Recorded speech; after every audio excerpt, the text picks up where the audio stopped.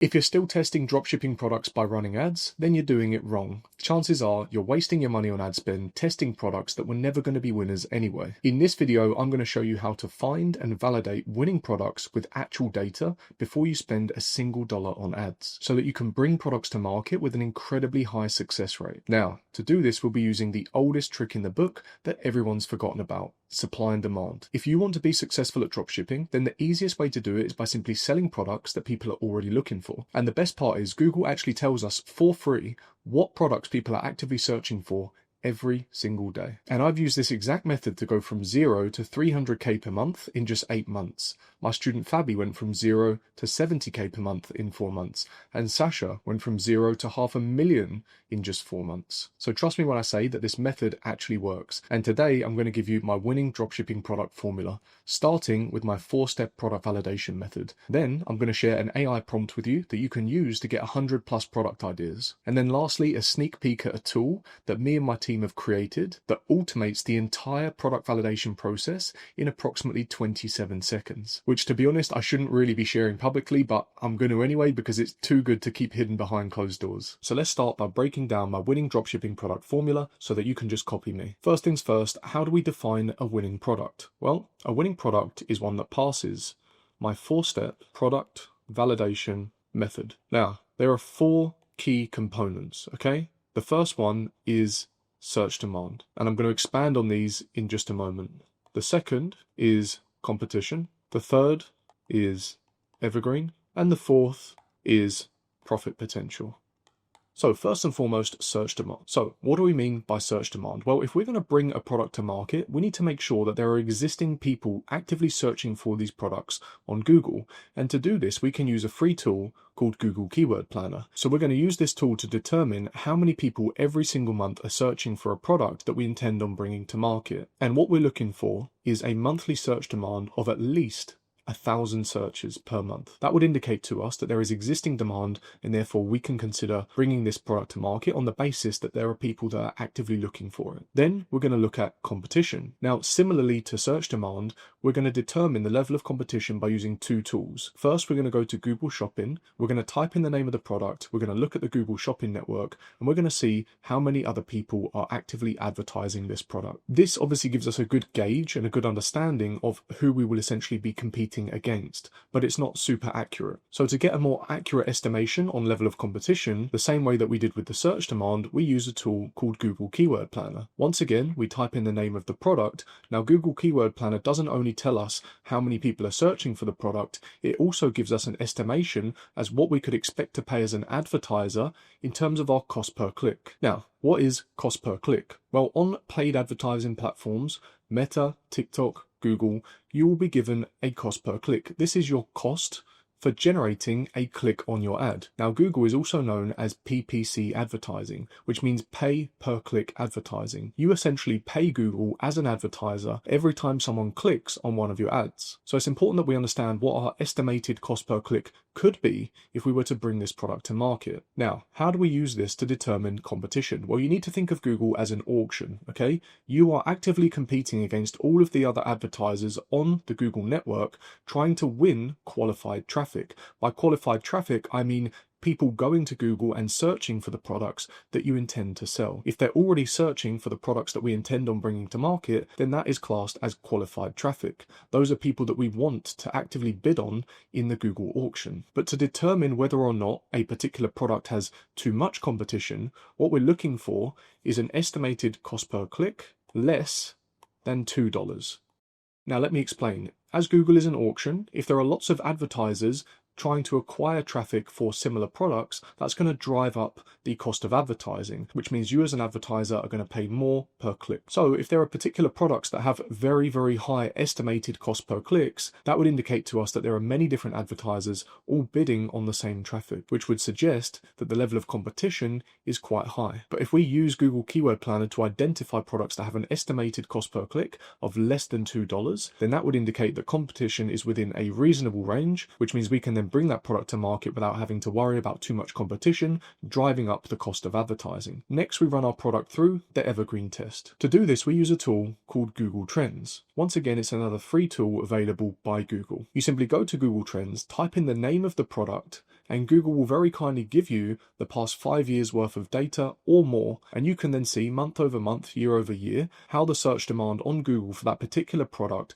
has changed over time. And what you're looking for is something that ideally is consistent or trending upwards. I'll give you an example of what I mean by consistency later, but essentially we're looking for a product that has continuous, consistent demand year round, and if it's trending upwards, even better, because that would suggest that year over year it's becoming even more widely searched, and therefore demand is increasing, which as an advertiser for us is a good thing, right? If there are more people looking for the products that we intend on bringing to market, and we know that we can sell them year round, i.e. they're evergreen and not seasonal, then this is yet another check for us in validating a product and bringing it to market, because we want to go after products that we can sell 24/7, 365, 24 hours a day, 7 days a week, 365 days per year. Now, last but not least, we need to make sure that the product we intend on bringing to market has a high profit potential. Now, personally, I only ever bring products to market that are $100 plus in value, okay? I always focus on selling high ticket products. Let me run through an example and explain why I only sell products that are $100 plus. The reason being is because that $100+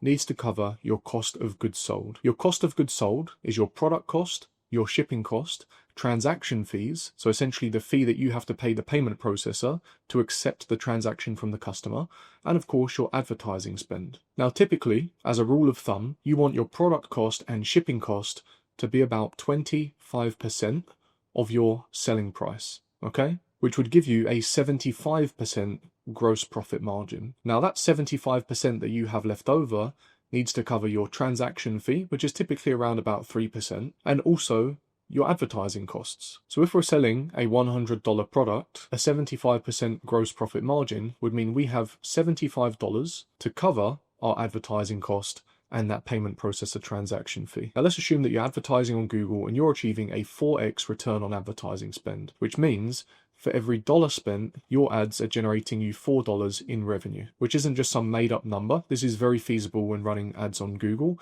On average, my store achieves between a 4 to 5x return on advertising spend. And at the moment, I'm doing about $300K per month. If you're used to advertising on Meta, then you might think this sounds a bit unusual. But on Meta, it's very common for people to get around about a 2x return on advertising spend. But it's because the traffic they're going after is much less qualified and they're typically selling low ticket products. Remember, on Google, people are actively searching for the products that we sell, so they have much higher purchase intent, which means we can sell products and have a higher conversion rate, which means your ads have a higher conversion rate and your return on advertising spend is greater. So if we were to apply this ratio of 1 to 4 to our selling price, that would mean that our cost of advertising to generate one sale at $100 would be 25%, i.e. 1 in 4. So then we have our product and shipping cost at 25%, and we have our advertising cost at 25%, which is a total combined value of $50. So based on these estimations, we can assume that our product cost and shipping cost is $25 and our advertising cost to generate a sale is $25,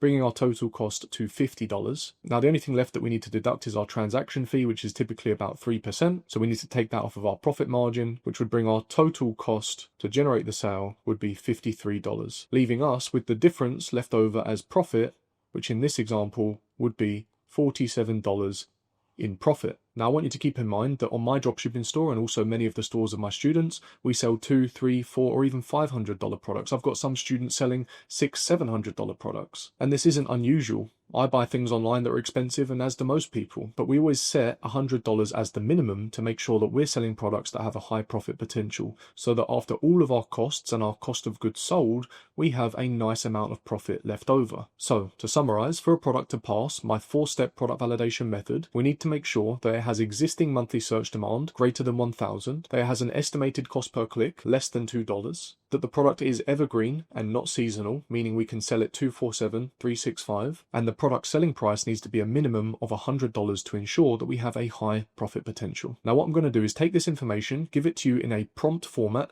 that we can enter into ChatGPT to get 100+ product ideas right now. And the prompt looks like this. Give me 100 broad category level product ideas for the USA that support an average order value of $100 plus, have consistent Google search demand of more than 1,000 monthly searches, typically sit in low to moderate CPC niches, less than $2 on core commercial terms, are evergreen or steadily growing, not spike only or seasonal products. And then here we just have some specific constraints to further guide the prompt. I've asked it to use generic product nouns when providing us with the product titles. I've asked it not to include size, material, technology, or performance descriptors. I've also asked it to think in terms of what people would actually search for on Google. And then I've asked it to segment the list into logical niches and subcategories, which I'm going to expand on in just a moment. And now we have the ChatGPT output, which we're going to go through in just a moment. But before we go any further, I wanted to mention my free Google Ads dropshipping group. There's a group of about 4,200 members online to date. And inside of that group, I have classroom modules with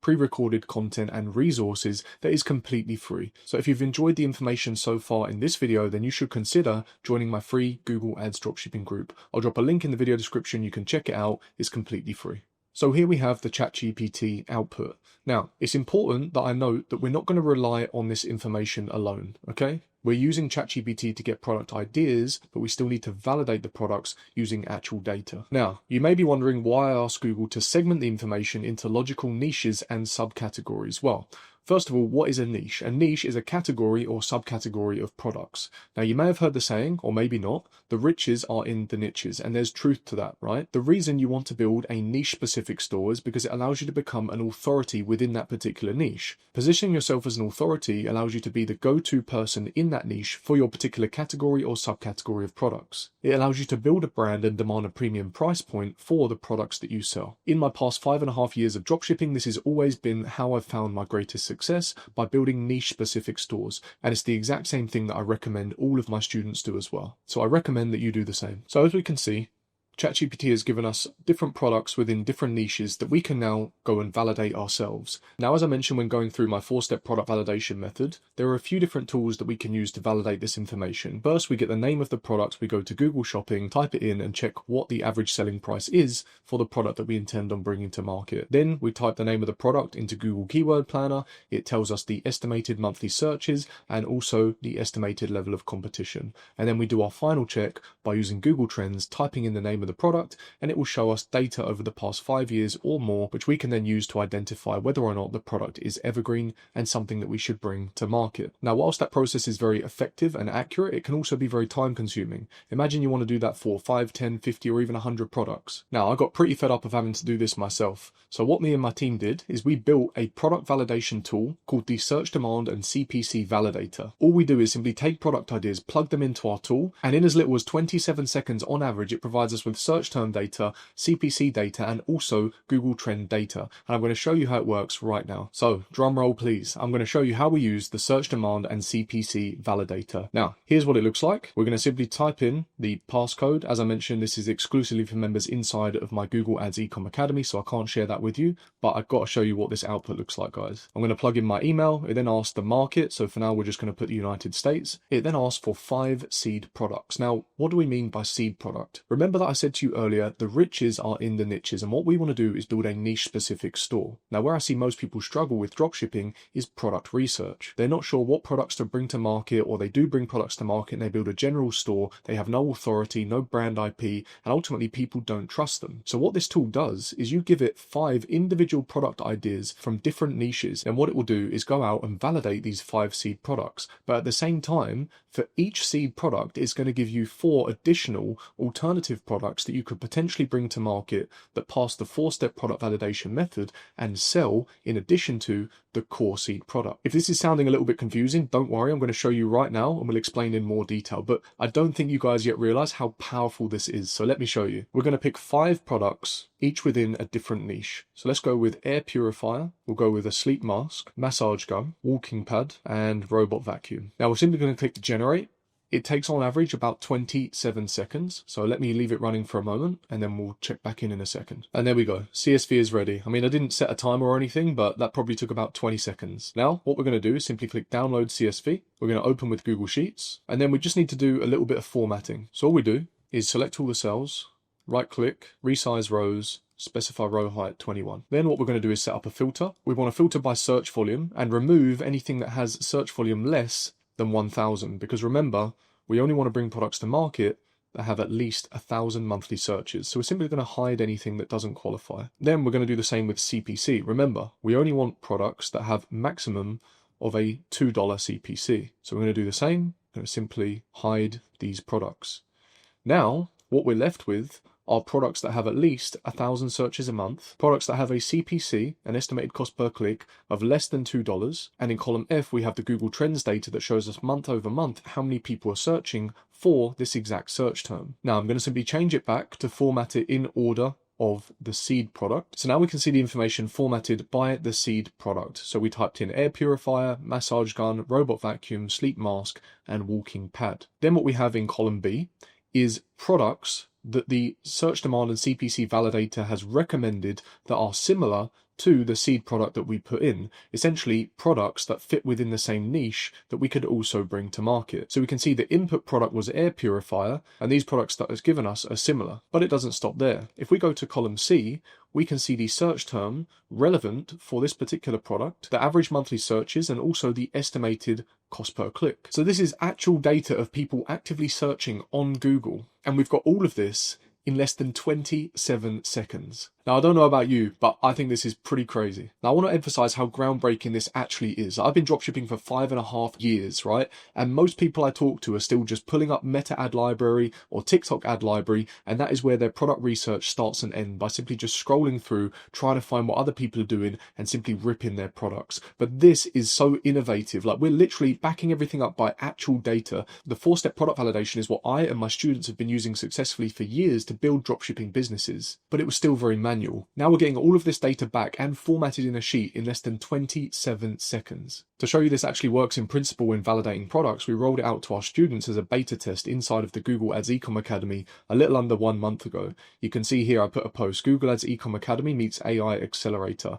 Now all of our students were super excited to test it. You can see everyone commenting beta, beta, beta, beta, which has allowed our students to validate products and bring them to market incredibly fast and with an extremely high success rate. Let me share with you some of their recent wins. Here we can see Mateo sharing a win just 4 days ago. He said, just dropped a new product online on my store as an experiment and already got sales on day 2 after launch. And as you can see, he's following the 4-step product validation shown here by the price point. Remember, I said I only bring products that are $100 plus because they have a high profit potential. Now look here, Mateusz is selling products that are £111 each in value, which is about $140, and he's got a 54% net profit margin. But Mateusz isn't alone. All of the students inside of my program are following my 4-step product validation method. We've got Oscar here, who's generated over 120k in Google revenue in just 1 month. We have Joseph also selling high ticket products. You can see here he's sharing 2 wins. I have my first 2 wins in 2 days. Order number 1, £300 in value for 2 items. Then the next day, another order, £150 for 1 item. We've got Angelo, he's based in Australia, also selling high ticket products. You can see here an order of 5 items of almost $600. Angelo also sharing another win just below that. We've got Mateusz with another win. Look here, he's selling products of £319 in value, 8% conversion rate. Now remember, I'm saying, 4 to 5x isn't unusual in terms of ROAS. He's got